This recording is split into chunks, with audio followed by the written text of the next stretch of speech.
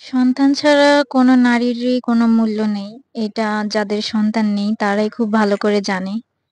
তারাই বুঝে আসলে কতটা কষ্ট মানুষের কথাগুলো যে কতটা আঘাত দেয়, একমাত্র শুধু তারাই জানে যাদের সন্তান হয় না আর যারা এই পরিস্থিতিগুলো ফেস করে। আপনার কত বছর বয়স সেইটা কিন্তু তারা জানতে চাইবে না। সেইটা কোনো ম্যাটার করে না। কিন্তু আপনার কত বছর হয়েছে, বিয়ে হয়েছে কিন্তু বাচ্চা হচ্ছে না, এটাই সবচেয়ে বড় কথা। আসসালামু আলাইকুম এভরিওয়ান, কেমন আছেন সবাই? আলহামদুলিল্লাহ আমিও ভালো আছি।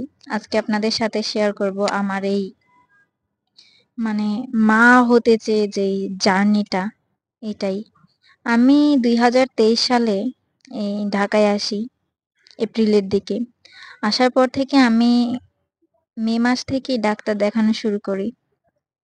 সেই যে ডাক্তার দেখাচ্ছি, দেখিয়ে যাচ্ছি। সেই থেকেই আমি সকাল ভোরে যাই, ঠিক এভাবে খালি পেটে। কারণ টেস্ট করা লাগে তার জন্য। তা সারাদিন এই সিএমএইচই থাকি। ডাক্তার দেখানো, ওষুধ ওঠানো যেতে, যেতে আমার সন্ধ্যা হয়। তবে আলহামদুলিল্লাহ আমার হাসব্যান্ড খুবই সাপোর্টিভ, অনেক ভালো। তার জন্য আমার ওই এক্সট্রা পরিশ্রম করা লাগে না যে বাসায় গিয়ে আবার রান্না করা। আমি গিয়ে দেখি ও যতটুকু পারে ততটুকুই করে রাখে যেন অন্তত আমি গিয়ে খেয়ে নিতে পারি তার জন্য।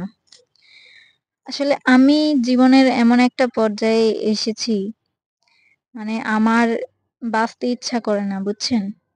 মন চায় যে কেন বেঁচে আছি আমি? আমার এই জীবনের তো কোনো মানেই হয় না। যে এত চেষ্টা করতেছি, এত কষ্ট করছি তারপরেও আল্লাহ দিচ্ছে না।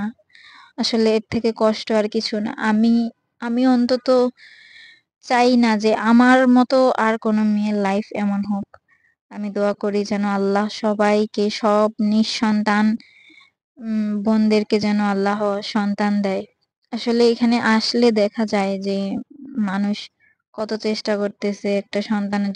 জানেন, আমার না নিজের জন্য কখনো কষ্ট হয় না। আমার সবচেয়ে বেশি কষ্ট হয় আমার হাসব্যান্ডের মুখটা মনে পড়লে। ওই যে সারাটা মাস একটা আশা নিয়ে অপেক্ষা করে থাকে। কিন্তু যখন শুনে যে আসলে হচ্ছে না, তখন যে কতটা কষ্ট লাগে। ওর ফেইসের দিকে তাকাতেই আমার খুব কষ্ট লাগে। আমার নিজেকে অনেক বড় অপরাধী মনে হয় যে আমার জন্য আরেকজনের লাইফ নষ্ট হয়ে যাচ্ছে। যাই হোক, আমার এই কাহিনী বলে শেষ করা যাবে না। আজ এতটুকুই।